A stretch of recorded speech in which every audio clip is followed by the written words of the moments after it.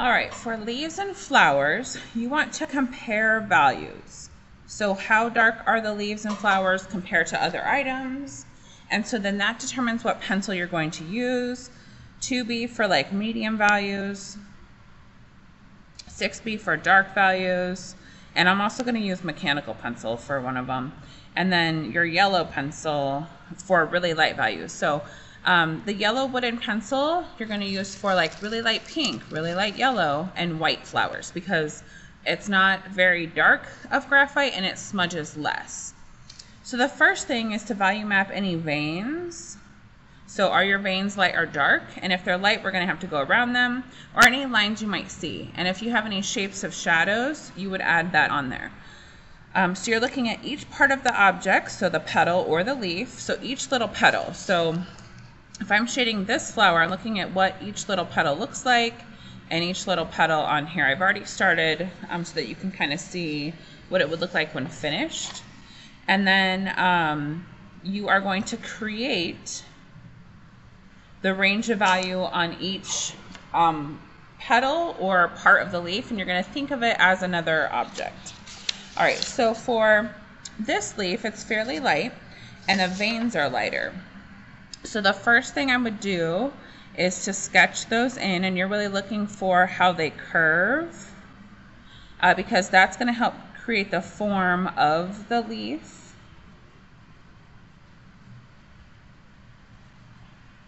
So then these are lighter, so therefore I'm going to add a double line so that I have something to go around.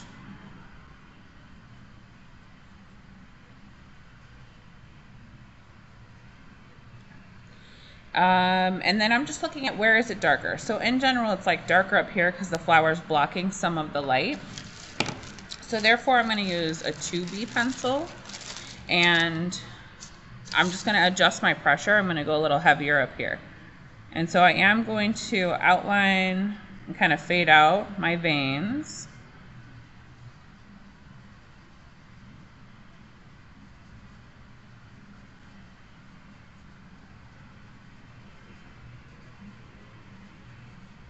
And then I'm also looking at, like, this leaf is indented in the center, meaning it kind of like comes in the center.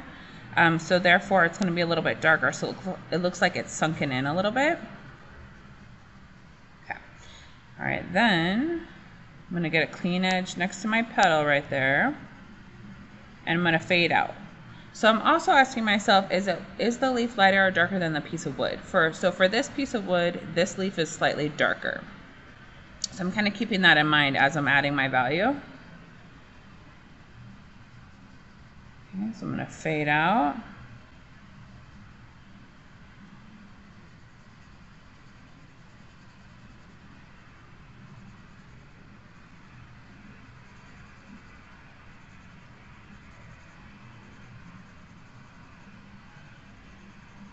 All right, then I also want to match the value of the edge. I want to get rid of my outline. So if there's any jaggedy edges on your leaf, that helps with realism, it helps with your grade. You're going to add that in there at this time if you haven't done so already. So I'm matching that value, kind of fading it in. And over here, I'm redefining that edge. I'm going a little bit darker than the piece of wood. Fading that in.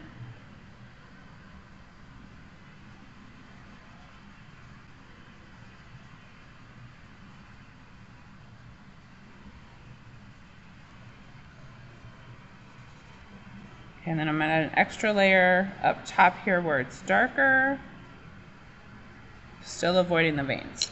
All right, then for the flowers and the leaves, you probably want to use your smallest blender because it's some small little areas you have to get into. So I'm still going to outline my veins. I want to keep them not shaded in the whole time. And I'm also trying to touch along the edge to fade the outline in.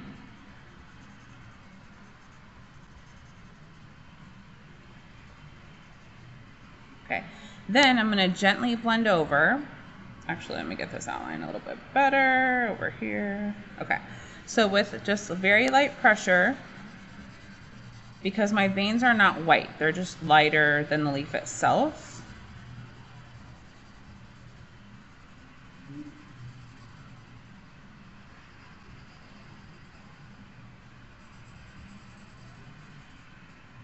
All right, then if you have small little areas of light value, our next step is to start refining. So we're going to refine the edges, but we're not going to outline.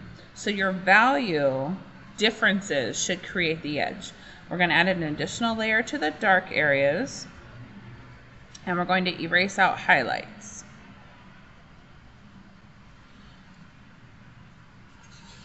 So get those notes, pause if you need to. All right, so I feel like I did a pretty good job of refining my edges. If you have tiny little areas of dark value, then you're going to add them. I'm just going to go back and kind of redefine and make my veins like thinner.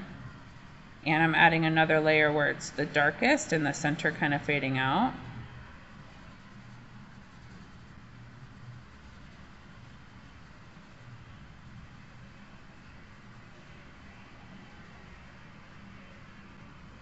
And I'm getting rid of my outlines.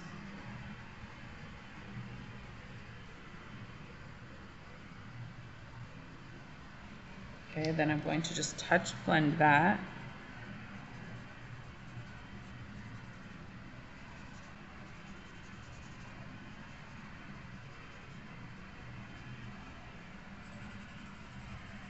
Blend over the top part because it's a little bit darker. Then you can trade your ID for a pencil eraser. You can sharpen the end of it with the red sharpeners that are on each row.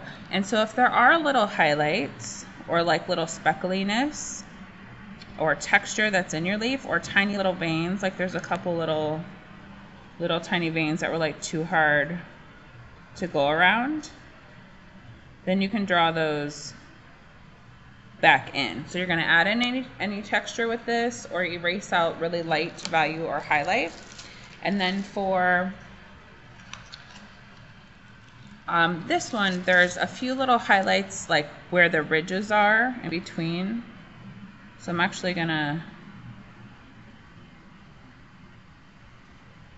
and they're like a little bit curved.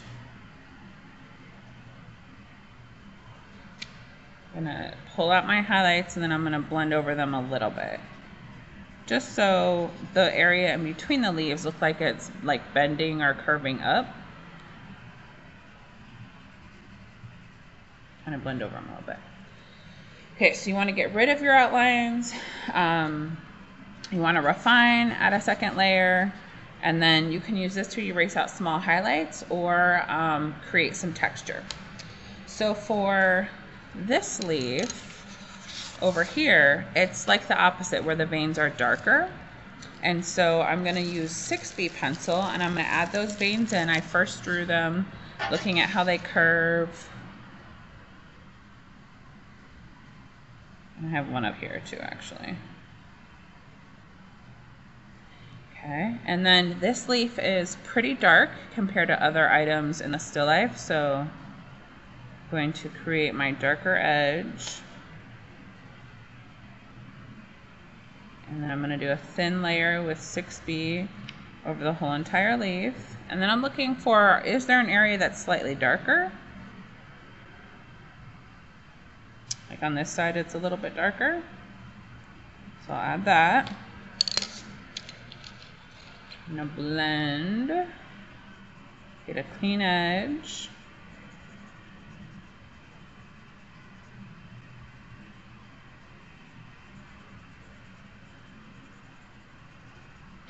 With mechanical pencil, I'm going to refine. So I'm going to go back over my veins.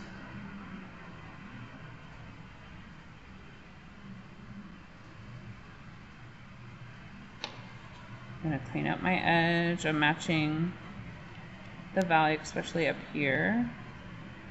And then matching the value, fading it in so it doesn't look outlined. And then this is where, like this tool, there's like little highlights in between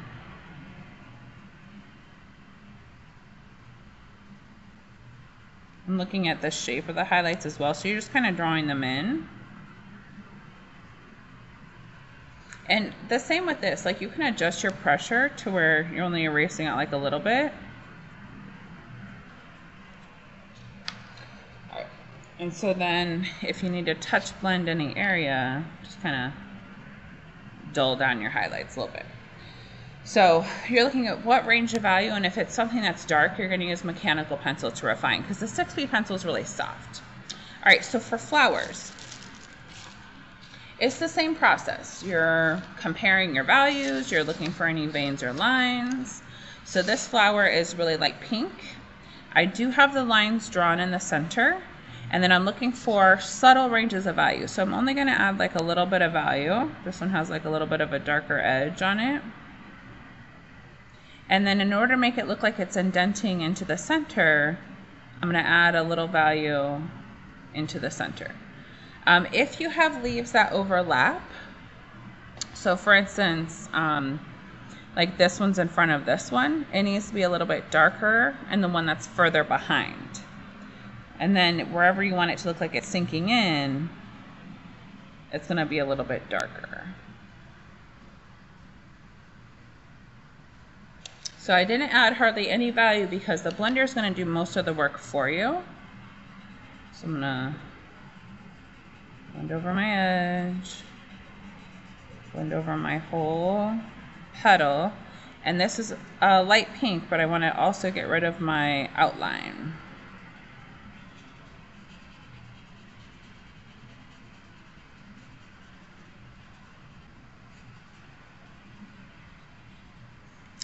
And I compare, like these two front ones are a little bit lighter than this one, so I just make sure that I might just use the blender and not even add any. Okay, looking at where highlights are along the edges or in the center. It's a little bit lighter, so that is used to swoop.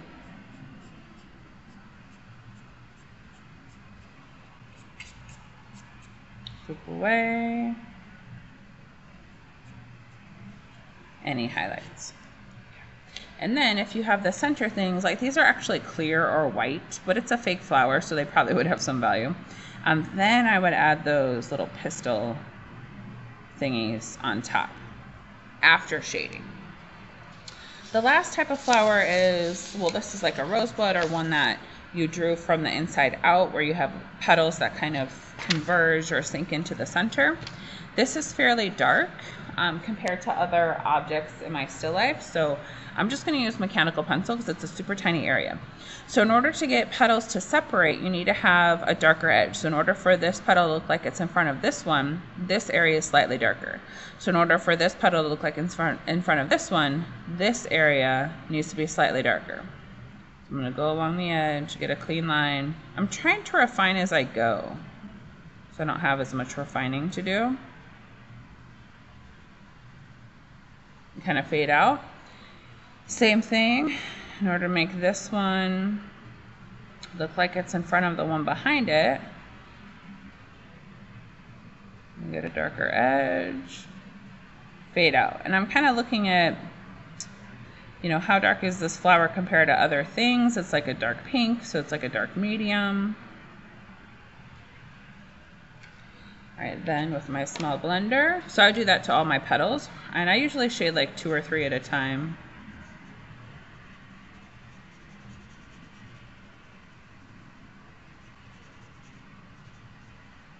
Okay.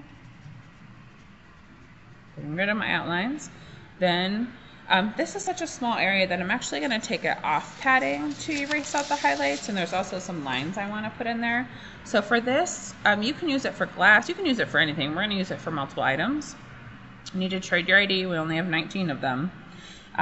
But for small areas that I want to stay pretty precise, I'm going to go back and take it off padding so you can actually see the marks that I'm erasing.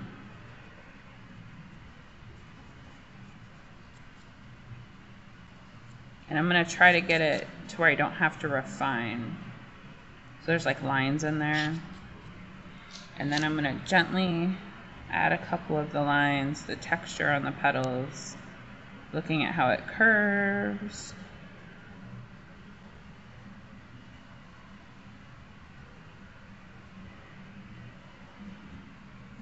If you need to touch blend again, that's fine. You just want to keep like super clean edges.